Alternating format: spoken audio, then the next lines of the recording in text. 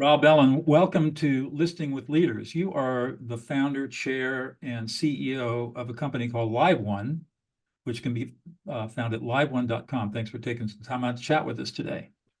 Great. You've got a really interesting background of sort of working, if you can think of a Venn diagram of tech and entertainment. You're in the intersection. You're in the Venn intersection. Tell us a little bit about your backstory and how you got into that. Yeah, so years ago, when you think about San Francisco and LA, it was like oil and water. Right. Today, it's all consolidated.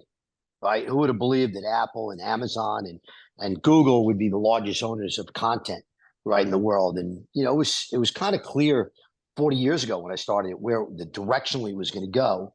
And so I was fortunate. I met a gentleman named Jack Friedman, one of the great CEOs in the public markets. He passed a few years ago, but he built a company called THQ and a company called Jackson. There was this unique opportunity of the convergence of media and technology. And that started with software and gaming. And the software and gaming obviously was media and tech on its own.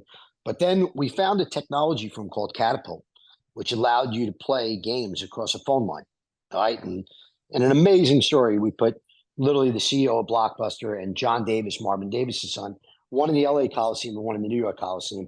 And literally it was standing room only. And the press picked it up everywhere around the globe as they played NBA Jam across a phone line. Huh. And, that's almost 35 years ago. Right. Today it's easy. Right. Today, back then we were doing with 2K baud over the phone line, dirty phone lines, and you never knew what you were going to get. Well, it's one of those things, live and learn, right? That experience was amazing, right? And it worked perfectly for the event.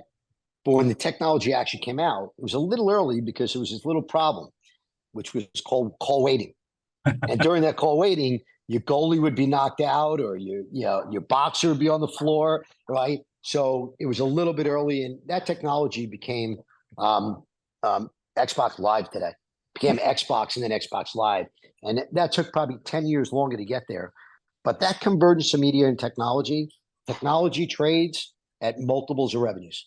And media trades at multiples of earnings, right? So if you could combine the two, right, you're going to get this very happy medium where you're going to get way higher multiples than just pure straight media plays. Huh. And so that's how you got into it. I got into it. So what's LiveOne do? So LiveOne is a music subscription platform. We're across audio, video, podcasting, live streaming. We believe we're the authentic voice of music. Right, that missing voice is MTV across audio and video. So we give you all you can eat in music, that 50 million songs, right? We give you an amazing array of podcasts. We also give you live events from all over the world. And we've streamed over 3,000 artists to 5 billion engagements. And what I mean by engagements, not just that kids have watched it or people have watched it, they've actually repurposed that content and put it back across the internet to their social media, to all their friends and family. Mm-hmm. Wow. And what's the revenue model? Subscription based? It's actually both. So we started off almost all subscription when we acquired Slacker Radio. So Slacker Radio was an old school radio company. You probably remember back to the days of Napster. One of the first players in the business. We bought it distressed. At the time I bought it, it was doing 20 million in revenues and losing $10 million with 400,000 subscribers. Today, proudly, I could tell you we passed 3.5 million subscribers. We publicly just said our audio business will do 130 to 140 million in revenues this year with over 17 million of cash flow and well over $20 million of EBITDA. How do you do it? How do you turn these companies around? Oh, this was hard, right? It looked like, so we bought it very distressed. We bought it with a lot of payables owed to the record labels and the publishers. We worked out deals with them to pay them over a long period of time. When COVID hit, they squeezed us. We had to fight through. We had to survive, right? And it was a battle. It was really difficult. Our stock came down, and we battled through it. And we've settled almost all those creditors. We've cleaned up everything. We built really, really strong relationships with every record label, every publisher. And most important is, as being a creative first platform, the creators backed us. The creators believed in what we were doing, and they backed us and blessed us and gave us a hand. And 3,000 artists performed on our platform. 3,000 hit their social media, and told their fans to listen and watch on LiveOne. Wow. Second is we focused away from a B2C model. I had owned Kazaa previously. So when you started this call, you asked, what are your learning experiences and how do you succeed? I owned Kazaa. It was a great run, except for one problem. I could never make a dime. Buying $80 of subs with 30% breakage. You got to be as brilliant as Daniel Ek and raise billions and billions of dollars and be prepared to lose that money. And it's genius what he did. He built the 11th largest brand in the world now, recognizable brand, right? For us, I can't focus on the B2C market. I got to focus on the B2B. So one of the great things we saw in that acquisition, right? And every time I acquire a business, I look for what are those 5 chess pieces I could really move directionally that can change the business. And one of them was a company called Tesla. Elon Musk and the brilliance of what he was building. And we went out to the facilities and we met the team and we built a stronger and stronger relationship. We came to him with 3 great chess moves, right? We had a little contract with him. We were doing a little bit of business, right? Probably $1 million in business. We've grown that dynamically, right? And so what we did was we did 3 things. One is we priced it way lower than everybody else. We're 1/3 the price of our competitors. Number 2 is we serviced them better than anybody else could service them. We're nimble, we're small, we fought through, and we give them whatever they need. Anything he needs. Elon wants his girlfriend to be the #1 rock and roll star. We'll make a #1 rock and roll star in every Tesla call. Whatever he needs, we're going to do. And number 3 is we offered him the opportunity, right, for it to be white labeled, that it doesn't have to be called Slacker Radio or LiveOne. Call it Tesla Radio. Mm-hmm. We'll be your white label solution. We'll be your partner. We'll be your eyes and ears, and we'll help you to make sure that you have the coolest music in your cars and have the best technology. And I think we've proven now in our 11th year of our contract, we've proven that we've been an amazing partner. Wow. We've done the same with Verizon, T-Mobile. We've had Samsung over the years. And right now I just publicly announced we have over 35 B2B deals, right, that are in the works that are $1 billion to multi-trillion-dollar company. In all these verticals, my humble opinion is they all need live and they all need music. If we can land a couple of those, this will quickly be very much like my last company, Digital Turbine, will be $1 billion+ company. Wow. So what's it that gets you excited in the morning to get out of bed? Well, for a little bit, it was survival, right? Because COVID hit. Yeah.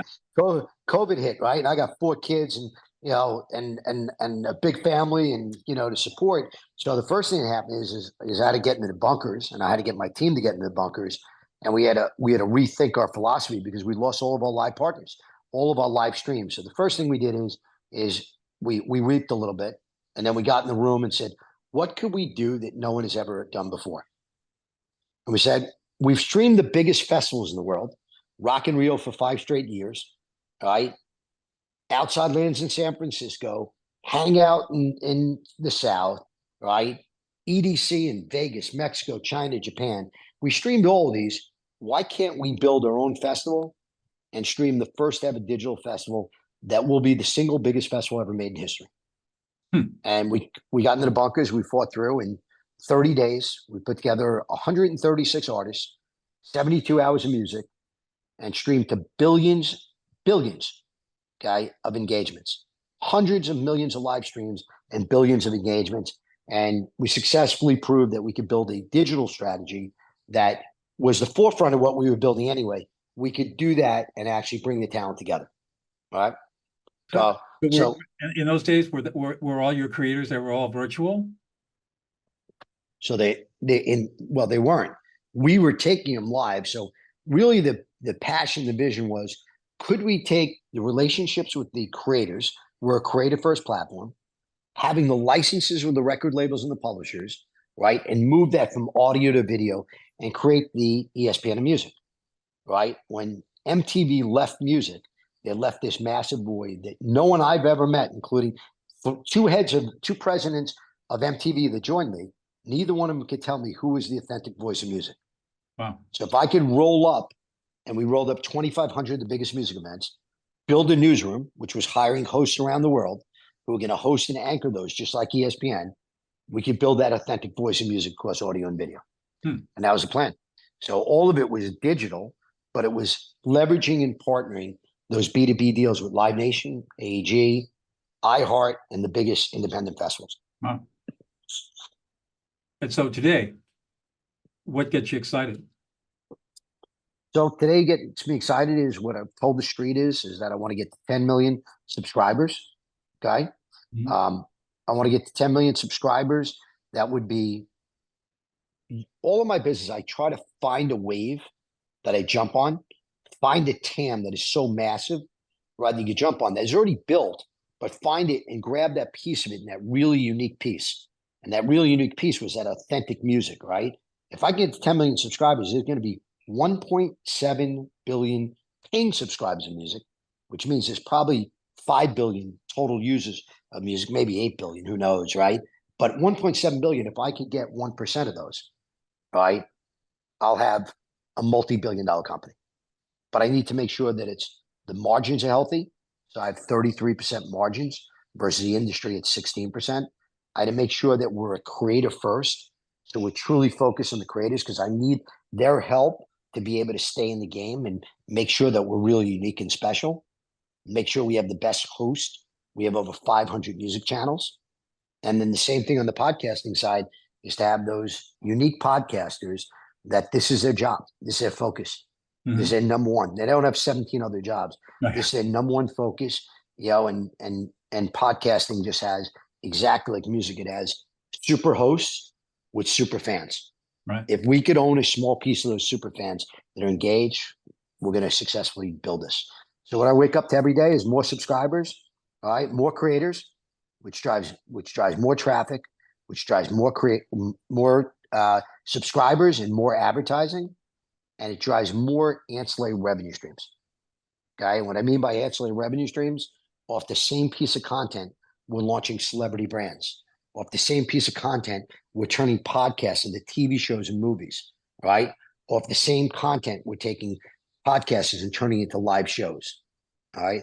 And so we look at how do we continue to reach that super fan and give them more and more of their favorite artist and their favorite piece of talent. I mean, that I'm a pretty big thinker, but that's pretty mind-boggling. Thank you. So how do you keep all this together? Great team. We have I start with, it's kind of a weird foundation. Sometimes some people would say it's a chicken and the egg, right? I start with a little company, right? I put together one of the most prolific boards, right? So on my board are guys like Patrick Waxberger, who took Lionsgate up by 20 billion in value, and Steve Bornstein, who built ESPN and the NFL Network. I thought he was a great guy to help mentor me. If you're going to build an ESPN of music, right, who could better be doing that, right? And Kenny Solomon, who runs a tennis channel, and Chris Wright, the president of a little brand called Michael Jordan brands at Nike, right? So if we could put together that world-class team, right, we could be in a position of doing that. And then acquire the right assets.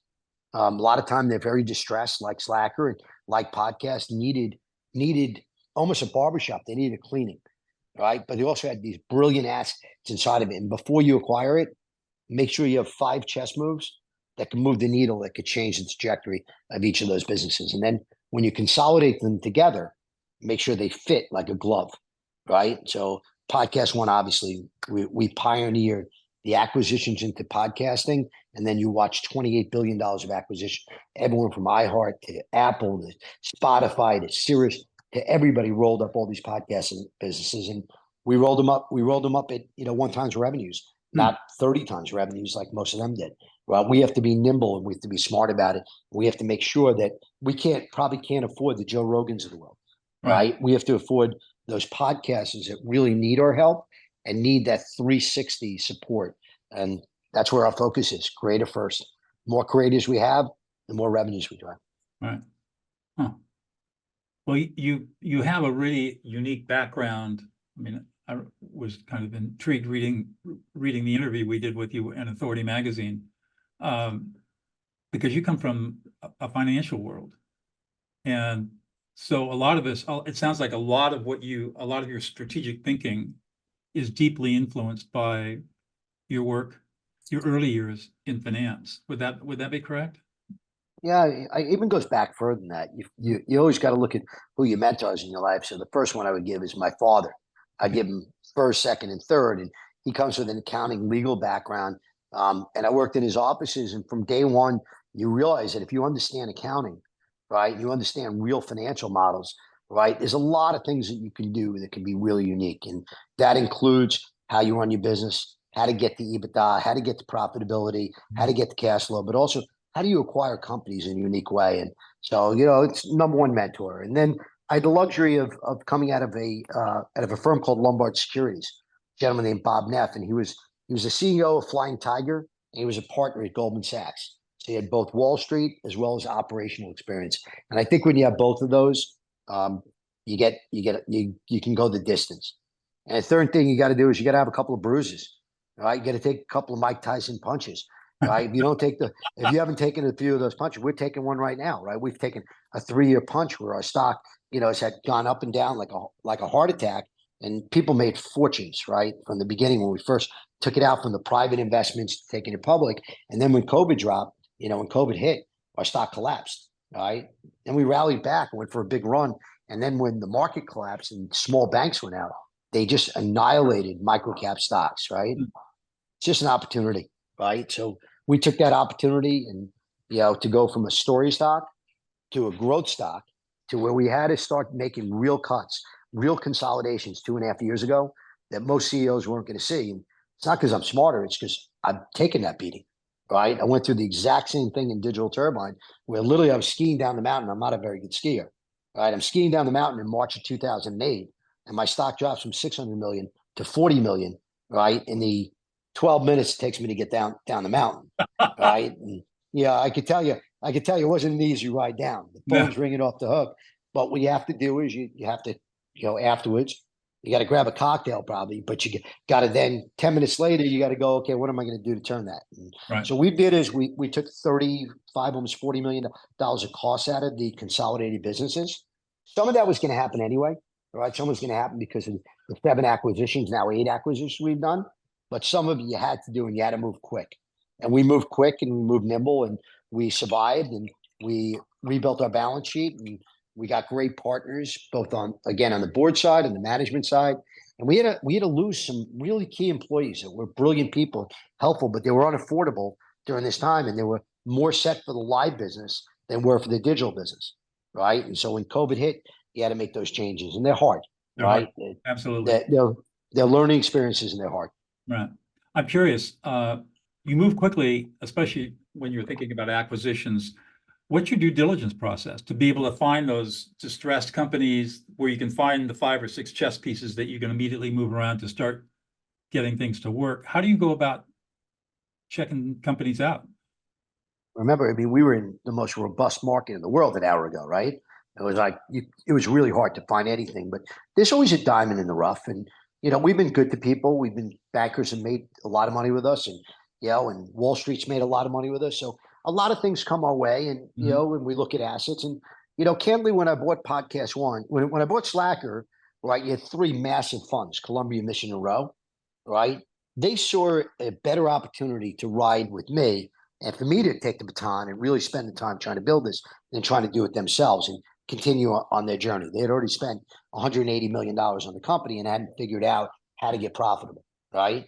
We took it to profitability the first year, right? When we bought Podcast One, I bought it from a mentor and genius named Norm Patitz.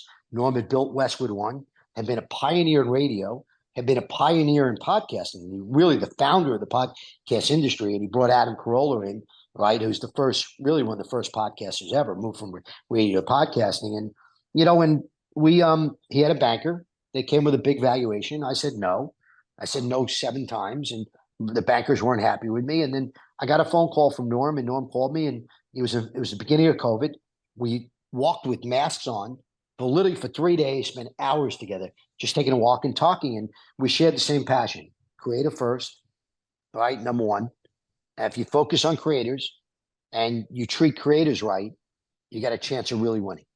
So we shared that same passion, and and he had done enough due diligence on me, and we decided to roll it in for all equity. So we merged the companies in, and Norm wasn't even going to take a major role. I made some changes and helped him with his life to create some things for him and bring him back in a capacity where it was great. And he was a great help to me in educating me on the radio. And for that, he unfortunately got sick again, and he's now passed. For that, in honor of Norm, we changed the brand of the company, right? We changed it from LiveX Live to LiveOne, using his Westwood brand, his Podcast One brand, and honoring him and honoring his family and all the great things they had done in radio and great things they'd done in audio. And I just hope I hope I could do 10% of what he's done in audio. If we do, we're going to have a very, very successful company. Good for you. So as you think about all this, what do you think is unique about you that you bring to the table that has made this massive project successful? Well, it's great. You said before you read the article, so I outwork everyone. All right, I take that line right from Michael Jordan, right from Kobe. Right, I'm a big basketball fan, but I'll give you many others like that. Right, Mark Wahlberg. My line is always, I just outwork everyone. Right, on my team, there's not a single person on the team who would go, nobody works more hours than Rob. All right, we started this morning. I had a big thought this morning of something we could do. I started with my team at 3:45 this morning. Wow. All right, and I was in the gym, at 5:45. So we just outwork everyone. And then the second thing is I'm dyslexic and ADD. So I had to figure out, I couldn't make it through school. So I had to figure out different methodologies, right? My brother was accepted into Harvard Law School with a 48. I said, that guy 2 years older than me, I'm not letting him get 4 years out of me. I better get working, right? Because I'm about winning, right? And so I'm not going to give up winning. So, I have this crazy methodology that I believe if you do 5 great chess moves a year for 5 straight years, you can create a multi-$100-million business to a multi-billion-dollar business. Make mistakes, learn from your mistakes, but make sure you don't do anything tragic. All right, don't take a swing that's going to put your company out of business. So be conservative and aggressive at the same time. Step on the gas when you can, and step on the brake when you have to. Right. Now, it's so intriguing. I was smiling when you're saying I work harder than anybody else, because when people used to ask me what made me a successful trial lawyer, I said I just out-prepare everybody.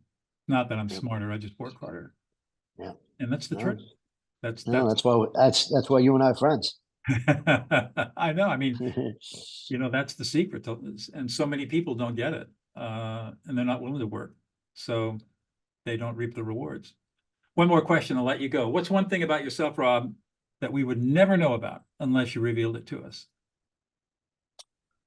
Well, I would say the biggest thing is my family, right? So that starts with my wife and my children, right? I live for them, right? I live and die for them, right? So and I treat my team the same way, right? My company, everybody that works here. If you get an opportunity, if you ever come through LA, you'll see, my CFO comes with his kids all the time. My kids are all the time. So it's not just how hard you work and how much work you put into it. It's actually how much you care about each other. And if you care about each other enough, you're going to do something really special. And I truly believe that our team really genuinely cares about each other that much. And my management team, when you look at our podcast team, Kit Gray, Eli, and Sue McNamara, right? One comes out of iHeart with Bob Pittman. The other comes out of Howard Stern and Mel Karmazin, right?